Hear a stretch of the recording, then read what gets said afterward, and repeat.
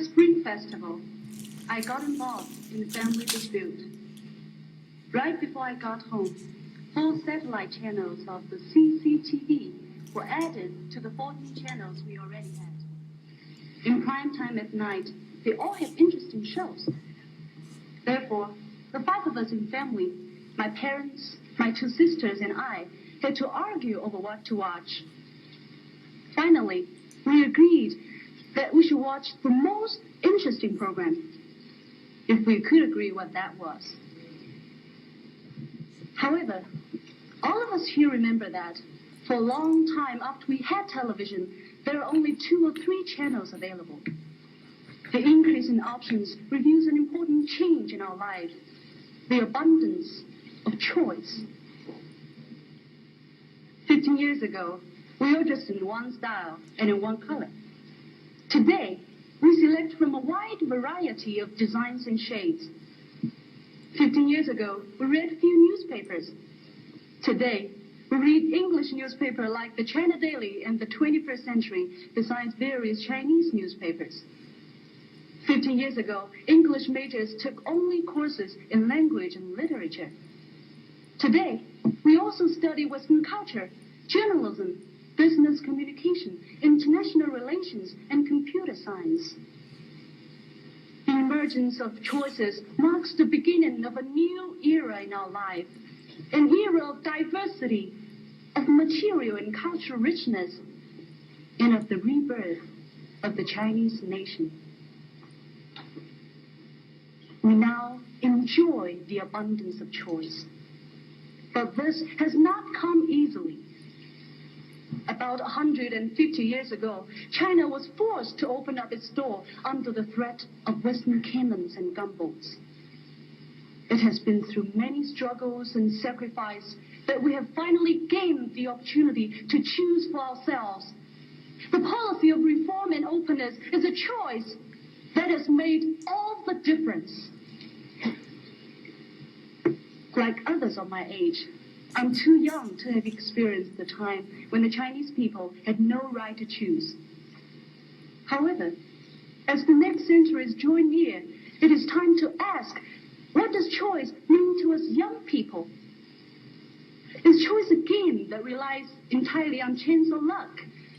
Is choice an empty promise that never materializes? Or is choice a puzzle so difficult that we have to avoid it? First, I would like to say, to choose means to claim opportunities. I'm a third-year English major. An important choice for me is what to do upon graduation. I can go to graduate school, at home or abroad. I can go to work as a teacher, a translator, a journalist, an editor, or a diplomat. Actually, the system of mutual selection has allowed me to approach almost every job opportunities in China. Indeed, this is not going to be an easy choice.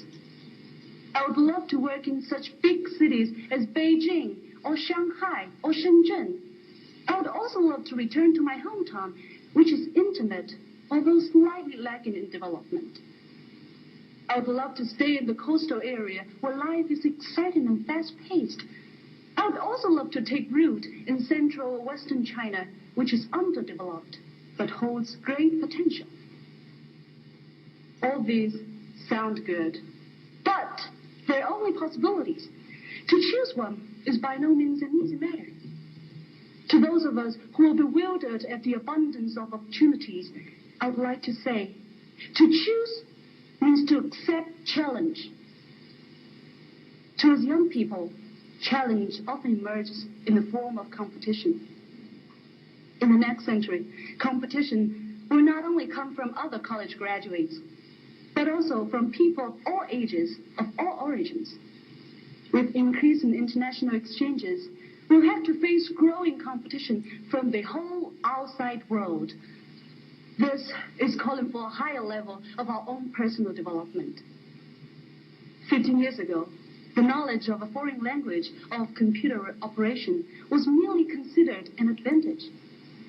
But today, with wider educational opportunities, this same knowledge has become essential to everyone. Given this situation, even our smallest choice will require great wisdom and personal determination. As we gain more initiative in choice making, the consequence of each choice also becomes more important. Nuclear power. Good afternoon, ladies and gentlemen. I think this is a perfect setting for my speech today because we have a mirror right here. And this is my topic, the mirror and I. I like to look into the mirror. When I was a little girl, I often stood on my toes, trying to find my face in the mirror of the dressing table, which was nearly as high as I was. Now, I still like to look into the mirror.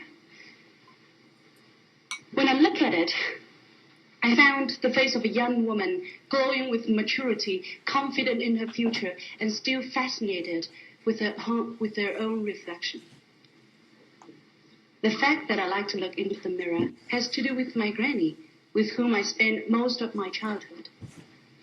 I remember clearly that one night I heard her murmuring, "Women can't be seen. Women can't be seen."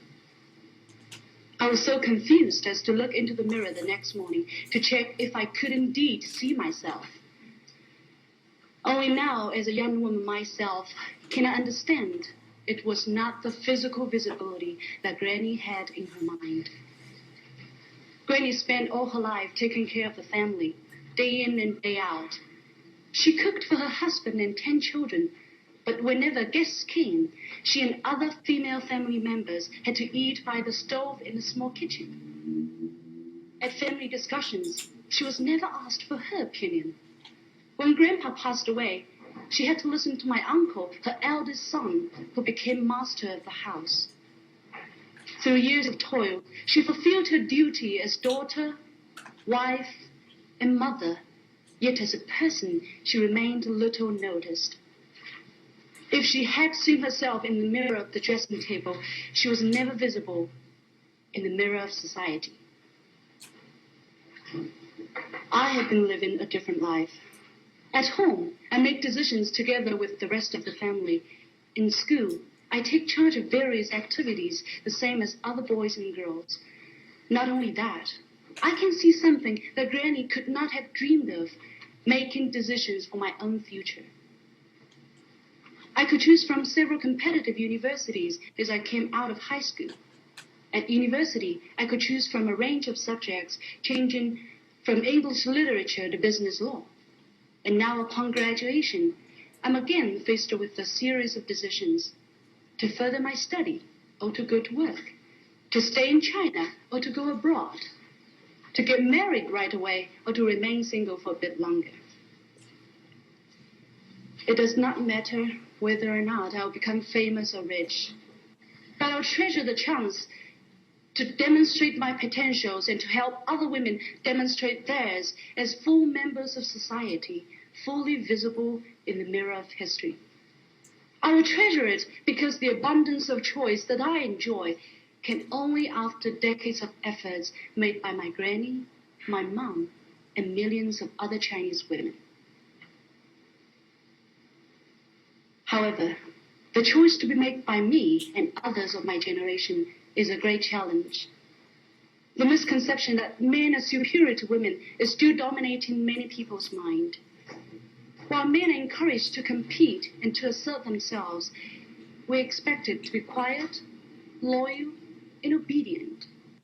This is not very different from what is expected of us as good wives and good mothers. The story of my grandmother and myself mirrors the lives of millions of other women in China and perhaps in the world. Many of them still lead the life of my grandmother. Their worth is not yet recognized.